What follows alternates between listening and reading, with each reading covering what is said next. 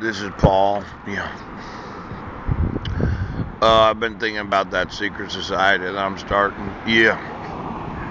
And I think I got the name for it. Yeah. Flamboyant. You know, when you're wanting to work with thousands of women, right? And each of them have a little different programming, a little different technology. Some of them have different DNA. It's going to take hundreds of women to go through each of the different orgasms that are going to happen in the office every day. Now, I'm wanting these women to be very flamboyant women. They might have a fur coat on or fur coat off, but they're all going to be dressed in lingerie. And they're going to have to talk about what the programming is going to be, what the positions are going to be. Let me give an example. Quite often I'll be talking or I'll be thinking about with the minds of other women. I'll say, okay, well, there's four of you and there's one of me. Yes.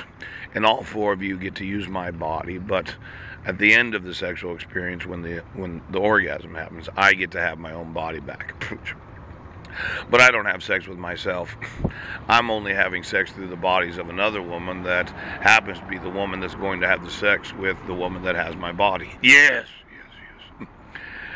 So I'm thinking I'm going to need 200 very flamboyant princesses and queens that have been in parades that would like to wear lingerie, that they would like to have a flamboyant heterosexuality, and that when they walk through the office, everyone knows we're the ones that do the sex programming. Oh, we're the ones that say, well, actually, because of your sexuality profile, pooch, what you like is this and this and this. Oh, now there's going to have to be meetings every day with large groups of women that are going to discuss what I'm going to do with my body and then what the other employees and volunteers are going to do with their bodies. Oh.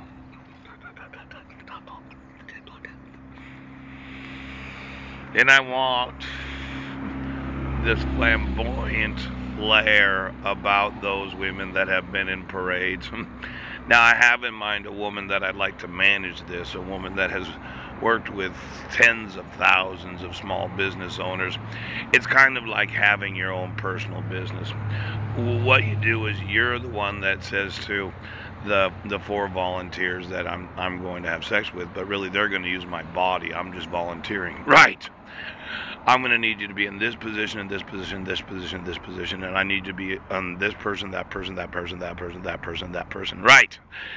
And it's going to have to be programmed into them what's going to happen, because I don't have time each day to look at the strength profiles and the sexuality likes and dislikes of those that are employees and volunteers. I don't have time to do that every day.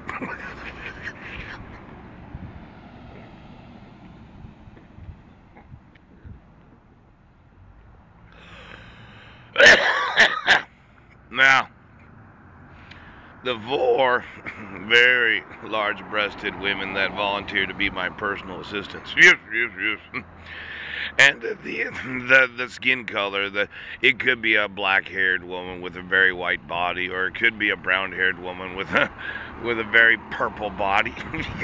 No, okay.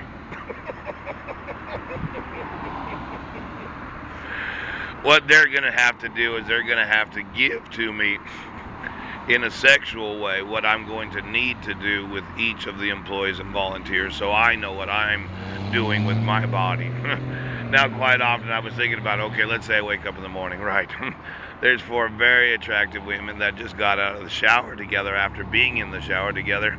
But who is it that's going to tell them, well, you need to do these different. Oh.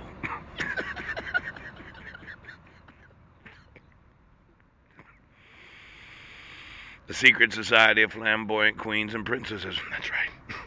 They're going to have to look at all of the orgasms that should be happening every day. Yeah.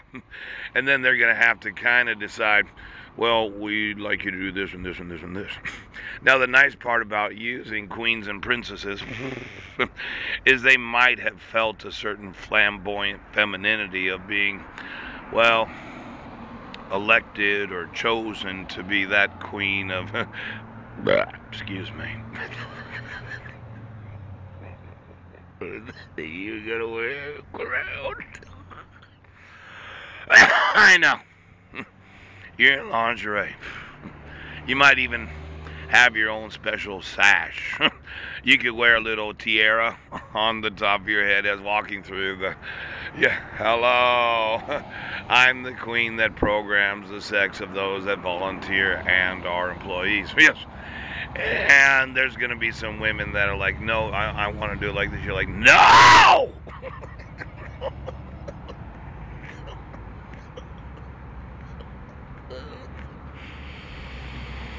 You're going to have to be strong women that will not be influenced by the volunteers and employees that think they know what they need to do. Right. Now, I'm going to need that creative eroticism every day when you have meetings about what women need to come to work. Yes.